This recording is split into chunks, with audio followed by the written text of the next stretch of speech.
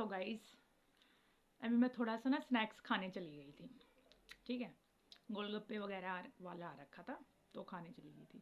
क्या ही पानी था, बता ही नहीं सकती, 2 ही खाए गए, इतना लाजवाब पानी था। सो तो मैं बता रही थी आपको ना हाई वैल्यूएबल। देखिए, हाई वैल्यूएबल बनने के लिए और उसके साथ साथ है ना अपने चक्रास को हील करना है। ठीक है, जो ना अंदर से ना हैप्पी होते हैं ना, तभी हम सामने वाले को सामने वाले में कुछ सोच सकते हैं कि ना, हाँ भाई, एक्सपेक्टेशंस रिलेटेड।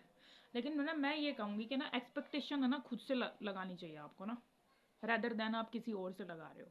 ठीक है, क्योंकि हम है ना अपने ना सुख और दुख का कारण हम खुद ही होते हैं। कोई ऐसा इस संसार में नहीं है कि जो हमें दुखी कर जाए। ठीक है, तो हम अपने सुख का कारण भी हैं और दुख का कारण भी हैं। ठीक है, और मेरा जो फेस है कॉम्प्लेक्स काफ़ी डाउन हो रखा है, बिकॉज मैं वुडन फायर के आगे बैठी रहती हूँ। ठीक है, ठंडी इतनी हो रही है। ओके, सो आपको ऐसे तरीके से करना है। ठीक है, हाई वैल्यूएबल बनने के लिए आपको सेल्फ लव करना पड़ेगा। आज के ज़माने में लोग है ना सेल्फ लव भूल गए हैं। ठीक है, लोगों को ये वैलिडेट करवाने के ऊपर पड़े हैं, हमें ना दूसरा कोई हमसे ओवर शाइन ना कर दे। ये बात बताती हूँ ना मैं आपको हर वीडियो में। तो है ना अभी है ना हमारे ना इधर एक अंकल क्या ना हार्ट अटैक से मौत हो गई है। लिटरली गाइस, हार्ट अटैक से मौत हो गई है 8 जनवरी को। 8 जनवरी की नाइट को उनका हार्ट अटैक आया और 9 जनवरी को उनकी बॉडी आई है, यानी कल आई है। जो क्या हुआ, लिटरली गाइस, कोई मतलब शंका नहीं, ये वही आंटी है जिन्होंने मेरे को काजल बनाना सिखाया था। ठीक है, उन्हीं के हस्बैंड। सो उन अंकल की बस मुझे एक बात याद आती है। उनको ना प्रॉब्लम बहुत थी, छज्जा नहीं बना ऐसे, प्लस्तर नहीं हुआ इस पे, बाउंड्री ऐसी है, नाली का पानी ओवरटेक कर रहा है। उनको प्रॉब्लम्स बहुत थी। जब वो शिफ्ट हुए थे ना यहाँ पे घर पे भी बहुत प्रॉब्लम थी उनको। पाइप अच्छे से नहीं धुआ हुआ, ये नहीं हुआ, वो नहीं हुआ। उनको ना बहुत प्रॉब्लम थी, मतलब ऐसे कि वैलिडेट सारी चीज़ें ऑन परफेक्ट, बिल्कुल परफेक्ट। लेकिन वो ये भूल गए कि है ना जो हमारी ज़िंदगी होती है ना, हमारी लाइफ, वो ऑन परफेक्ट तभी हो सकती है जब हम दूसरे का भी सोच रहे हैं, थोड़ा बहुत दूसरे का भी। उन्हें सारी चीज़ परफेक्ट। गली में घर बना रखा ना, छज्जा ना ओवरटेक कर रखा है गली में से। ठीक है, बिल्कुल ओवर। एक छज्जे की लिमिट होती है, 4 फुट का छज्जे से आप ज़्यादा नहीं बना सकते, 3 या 4 फुट का बना सकते हैं ना। उन्होंने कर रखा 5-7 फुट का छज्जा, गली पूरी ओवरटेक कर रखी है। ठीक है, और दीवार भी बनाई ना उन्होंने।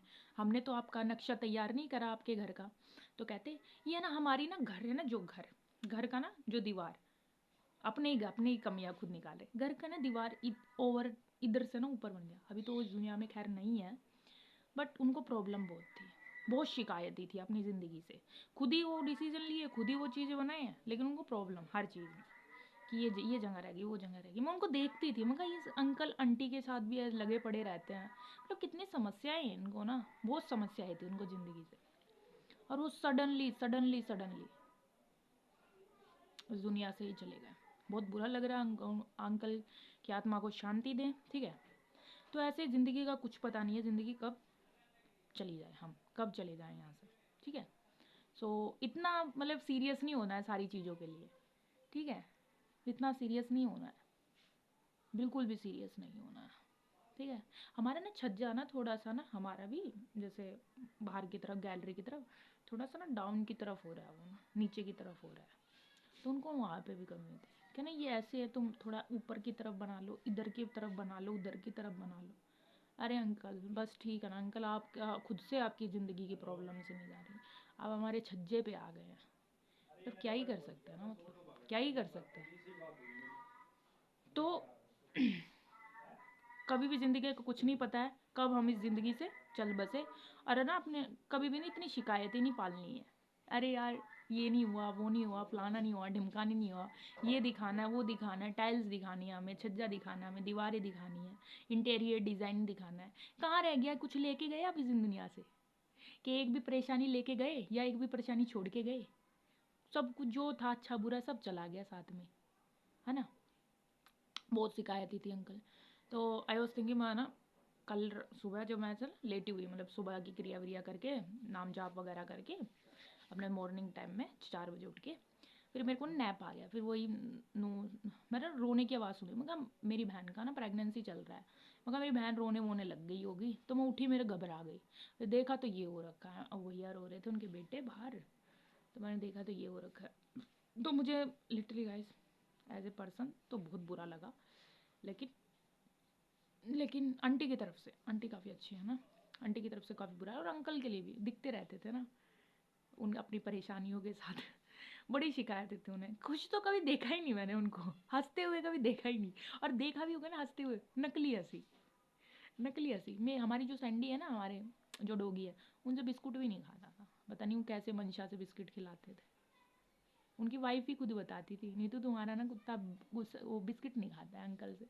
मैंने कहा पता नहीं आंटी क्या इंटेंशन से खिलाता है, नहीं तो हमारा मेरा बिस्कुट क्या, ब्रेड भी खाता है, फैन भी खाता है, सारी चीज़ें खाता है।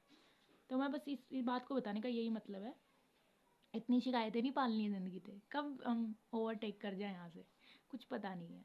ठीक है, सडनली, बिल्कुल सडनली चले गए 8 तारीख को। सो ज़िंदगी से शिकायतें नहीं करना है और हाई वैल्यूएबल बनना है। यार थैंकफुल रहो ना यूनिवर्स के लिए, सांसें मिल रही हैं हमें, है ना, इन्वायरमेंट मिल रहा है, अच्छी खाने की हरी हरी सब्जियां मिल रही है अर्थ से हमें ना, अनाज मिल रहा है, चावल मिल रहे हैं, दालें मिल रहे हैं। ठीक है, इतना सब कुछ है। जीव हत्या नहीं करनी है गाइज। ठीक है, अगर आप खाते हैं ना, मैं दूर कहाँ जाऊँ, मेरी फैमिली में भी कुछ ऐसे लोग हैं जो खाते हैं, क्या कर सकते हैं, क्या ही कर सकती हूँ मैं ना।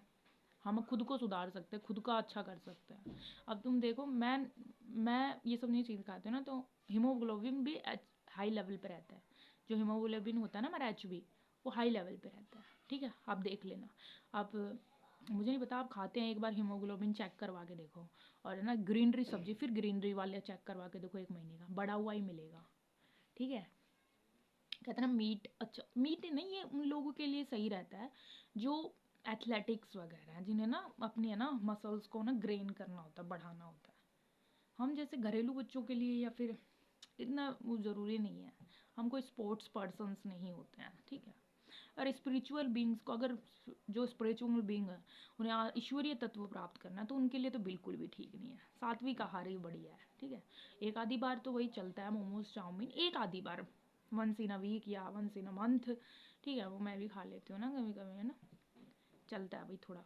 वो नहीं चलता, मांसाहार नहीं चलता, नूडल्स वगैरह चल जाते हैं, वो भी तब के ना कोई ऑफ़र कर दे। ठीक है, ऑफ़र कर दे या फिर कुछ ज़्यादा ही क्लेवरिंग हो रही है, तब से जीभ के सेटिस्फैक्शन के लिए, भाई ठीक है भाई खा लेते हैं।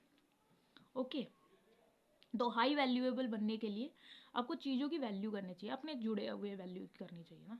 जो आपके पास चीज़ें हैं, 99% लोगों के पास सेम चीज़ें नहीं होती हैं। ठीक है, तो अपने जो आपके पास है ना, वो जिस सिचुएशन में, उन चीज़ों की वैल्यू करें। ठीक है, और जो आपको लगता है कि ना चीज़ें यहाँ थ्रू आउट नहीं हो रही है, तो उन चीज़ों को थोड़ा टाइम के लिए अलग हो जाएं या छोड़ दें उन चीज़ों को।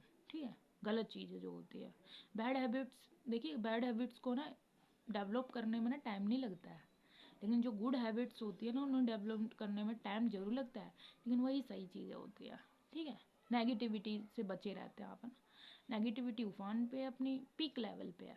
ठीक है, तो यहाँ पे ना अच्छा बताने वाले आपको एक ही मिलेगा, और गलत बताने के लिए आपको 99% लोग बैठे हुए हैं।